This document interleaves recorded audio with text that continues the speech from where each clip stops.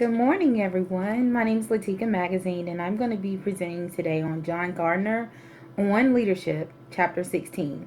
And I'm so sorry that I could not be there today, but I had a prior engagement, but I did not want to flake on my homework. So I sent it to everyone, and I'm also going to be speaking from the documents that I sent you guys.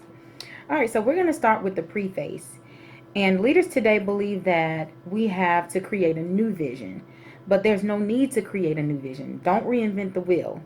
We want to build values deeply embedded in human history and in our own tradition.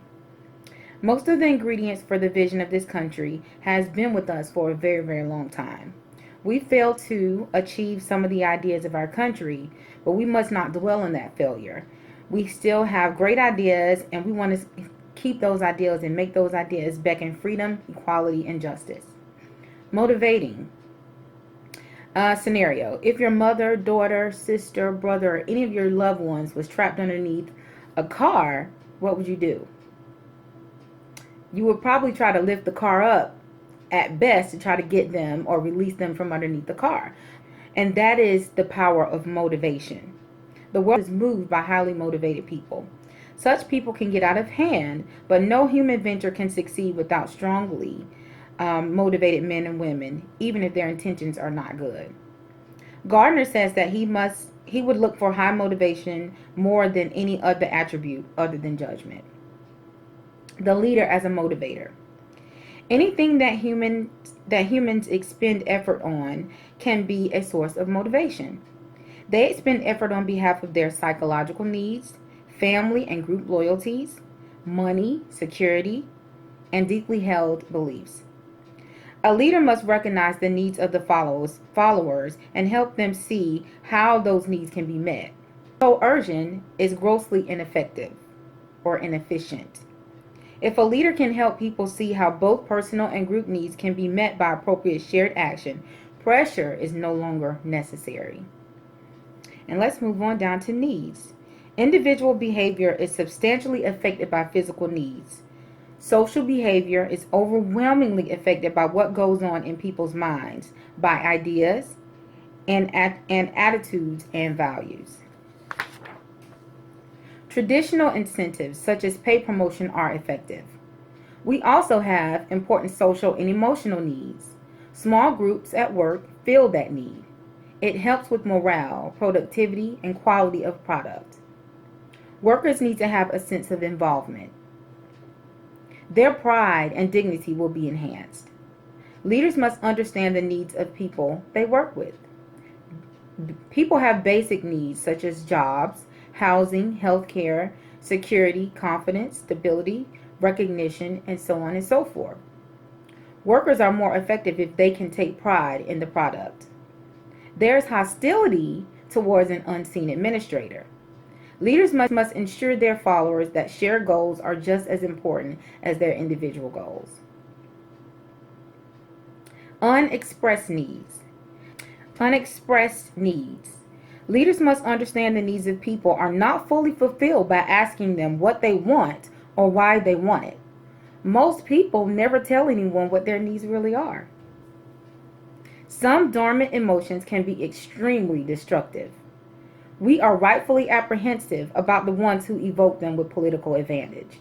And I'm sure we can all think of someone that's doing that right now in politics on the Republican side. We have Donald Trump that is leading people, and he's leading a whole slew of people. A lot of people are actually, he's leading them with political advantage, and he's evoking things that are not necessarily good or not necessarily right, in our eyes, but those emotions have been lying dormant in so many people for so long, and the things that Donald Trump is saying is actually waking up those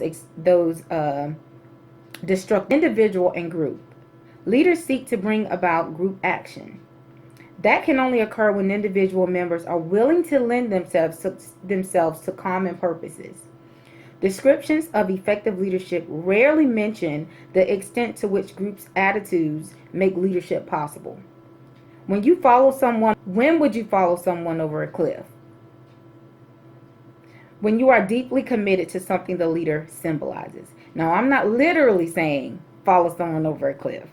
I'm just saying that in this text, when you follow someone wholeheartedly or you put your all into backing someone, that means that you are deeply committed to what they're saying. Regenerative process. When old groups break down, new groups form. There are always processes of regenerating at work to counter disingenerative forces. Humans have a strong need to stabilize their environment.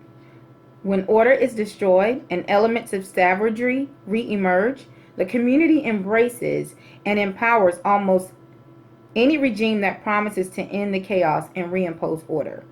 Hitler understood that by heightening the disorder, that led people to welcome a coercive, steadying hand. Mutual dependence. Mutual dependence is some measure of commitment on the part of the individual to the society's shared purposes. If you tell a person what society owes them, they will probably listen closely to what you have to say. But if you tell someone what you owe society, they're probably not going to listen to you that closely. This formula will remain popular with political leaders. Humans have demonstrated that they have a considerable talent for community building and rebuilding after wars. Commitment and meaning. Humans are warriors and puzzlers. We want meaning in our lives. Life is not free of pain for no one, but we deal with it. Your identity is what you have committed yourself to. It may be religion, ethical order, life, work, your loved ones, or just the common good.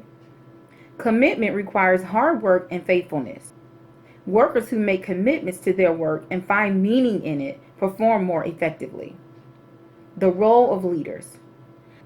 The task of leadership is to revitalize those shared beliefs and values and to draw on them as sources of motivation for the exertions required of the group. Leaders must articulate goals in ways that lift people out of their petty preoccupations and unite them towards higher ends. All leaders are not moral. There are leaders who want to reach the worst in us. History will judge leaders on how well they understand the traditional framework of values and how they renew the traditions by adapting it to contemporary delivery. The behavior of most people are influenced profoundly by the morale of the climate at that moment. Freedom and obligation.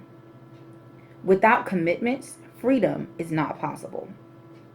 Montesquieu said that a republic can survive only as long as its citizens love it. The obligations you accept may be different from mine. We cannot have freedom without obligation. Thank you very much. See you guys next time.